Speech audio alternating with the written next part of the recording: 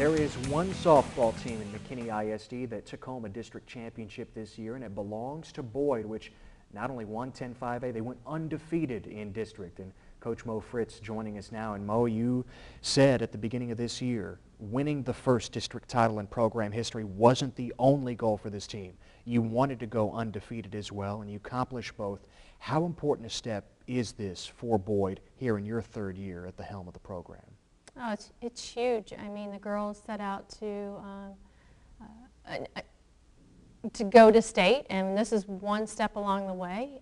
Knowing that they can set goals and achieve them is huge. So going out and winning the district, and then on top of that, undefeated, which was another goal, is just one more step to getting where we want to be. At last check in the Dallas Morning News area rankings, Boyd ranks 7th. You'll face Richardson in the first round. More on the Eagles in just a moment. But first, you're rolling into the playoffs. Overall, 16 straight wins. The last loss coming in the McKinney ISD tournament before district play began. What do you like most about this team heading into the postseason? Consistency.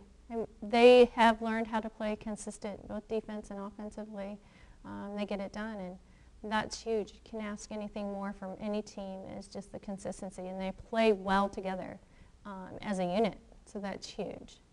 You have a star in the circle. Freshman Erin Riding has been dominant. She's 7th in the area in ERA at 132, 3rd in the area with 19 wins. Did you expect anything close to this here in Erin's freshman season?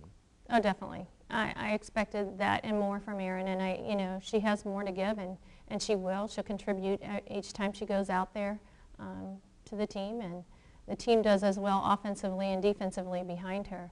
She does do extremely well, but I mean, it takes all of us. Riding through a complete game in a 1-0 win over Garland last Tuesday, one of the rare pitcher's duels that you had in district play, the offense coming up with that run to push across a victory. Just for a moment, I realize it is district play, but you see Garland on the other side. Just for the one moment, did you ever think back to Keller and Garland and Shortridge and Garrison going back and forth in a state championship game? Definitely. I mean, it's Coach Mosseller, and Garland is just a team that I want to beat. I want to compete against, and I will say that 1-0 was a bit unexpected, but I'll take it over them. It's a win. No doubt about it. You had several of those, 14 of them, in fact, in district play. How close is Riding to a pitcher that you had in the past that was such a star in this game, a Kirsten Shortridge, others that you've had in your time at Keller? She's growing. Erin's learned, I think, and grown a lot this year, just defensively in my expectations, and owning up to anything that may happen. If we throw a meatball or a bad pitch and they stroke it well, I mean, own up to it, and she's doing that better and better, and moving on the mound and getting some of those ground balls and pop-ups and hitting her spots. She's doing that. So I think it's all about maturity and growing and expectations, and she's, Erin is a competitor, and that's exactly what you need, and the players that I've had in the past, extremely competitive. But you also have to have that maturity and that character to work with all that's on the team. I'm sure that 1-0 win serves not only Erin well, but the whole team well. For Erin, it's that pressure of having to keep the team in the game when the offense just isn't clicking that day, and that team able to thrive under that pressure overall and make sure that they don't cave in. True, very true.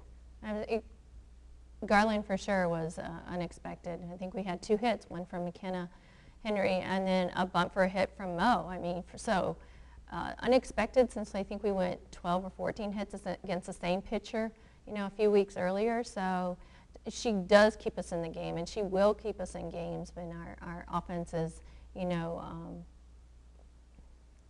isn't as strong as typically we will be, but we'll definitely pick it up come playoffs. No doubt, Moe. Your offense averaged nearly 10 runs a game in the 14 district ball games. Meanwhile, you gave up a total of 6 runs, 9 shutouts. It was just a spectacular run throughout district play. You mentioned Mo McDonald. It really starts with her at the top. hitting an unbelievable .525, 38 stolen bases on the year. And Moe has been solid for you, more than solid her previous 2 years. How has she improved overall? Oh, I'm so proud of her. I mean, she has just taken it to the level we need to be at to be a 14-0. And her to do that and other ones to step up as well has just been huge. And her to be in that one hole and to set the pace. Start it off, set the pace, get on base, steal a base, score from either Maddie or Sam or somebody else or McKenna. You know, that's just huge. I mean, we can start off a game strong. It just sets the pace for the entire game. She's just been amazing this year, and I enjoy her a lot. She's a coach. She's a coach's dream to have on a team. So. While Erin Riding has become your ace in the circle, Sam Stockford has found a new role. She was your top pitcher the last 2 years, but here as a senior, she has developed into quite the run producer. She's making an impact at the plate, leads your team with 27 RBIs, tied for the team lead with 14 doubles. What can you say about Sam embracing this new position at first base as a senior? Sam has, I mean, her bat is so consistent, and she's consistent meaning she goes up to the plate always knowing that she's going to get a hit.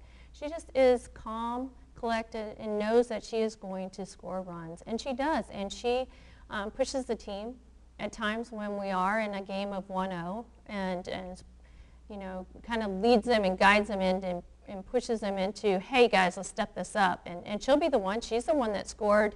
I want to believe it was Moe against Rowlett when we scored in the 6th. It was 0-0 going in the 6th against Rowlett. Sam was the one that hit the ball up the middle that scores Moe, and she just got a rally going.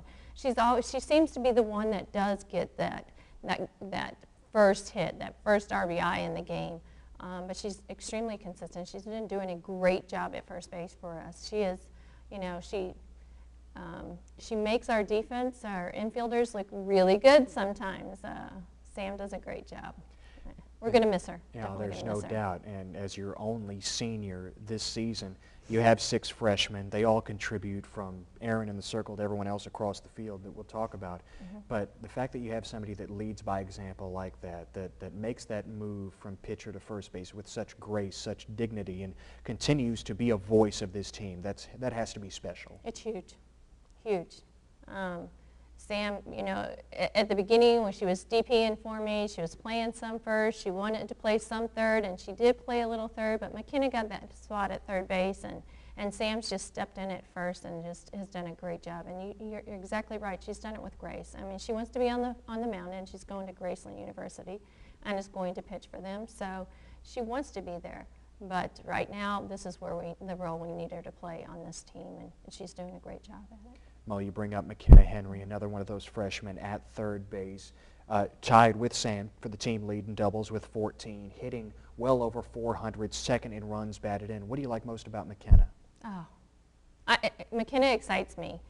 She's defensively strong and tough, and offensively, the girl, she is going to be one of those kids that she's going to be a dozier, you know, from Rowlett, that people, they want to walk, and you know, she's going to be that.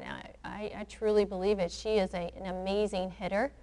Once she gets into her groove, she is going to definitely be one to reckon with on this team. And she is right now, but she is such a great hitter that once she gets it down and believes a little bit more in herself each time when she goes out there, she's going to be amazing.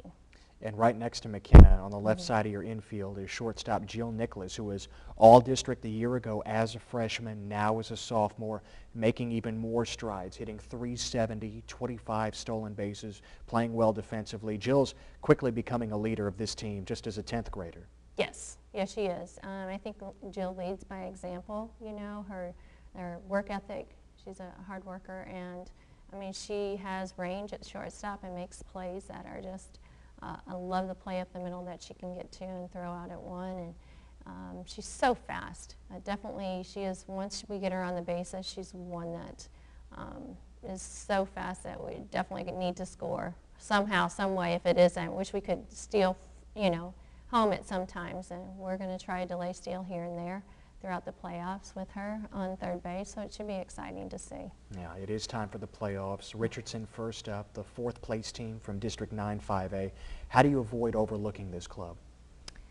Well, from the get-go, I've told the kids, you know, one game at a time from now on. I mean, definitely it was one game at a time when we got to Garland and then North Garland, but now really it is one game at a time, and it's really difficult for the first one to be exactly what we've seen in our district, which is pretty, I mean, the competition is lax thereof, but still set goals. My kids still set goals for each game, whatever that may be, if it's a certain amount of runs or steals or whatever it is, if it's turning a double play, they still set goals, and we need to stay focused on that.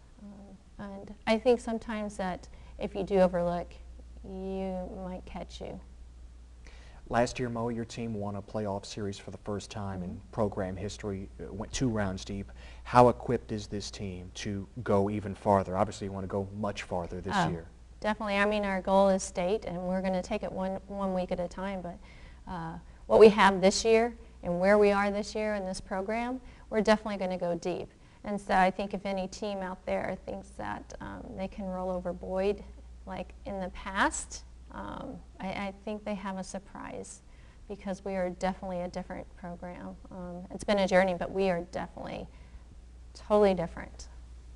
Well, we appreciate the time. Yeah, you look forward to showing teams. I think we have arrived. You look forward to showing teams that you are different, and That's it starts true. now. Moe Fritz, head coach of the Boyd Lady Broncos. They're not shy. They say the goal is to advance to the state tournament, a team that's won only one playoff series in their program history. They're trying to make more history, and the first step comes this Friday against Richardson. 6:30 first pitch here at Boyd High School.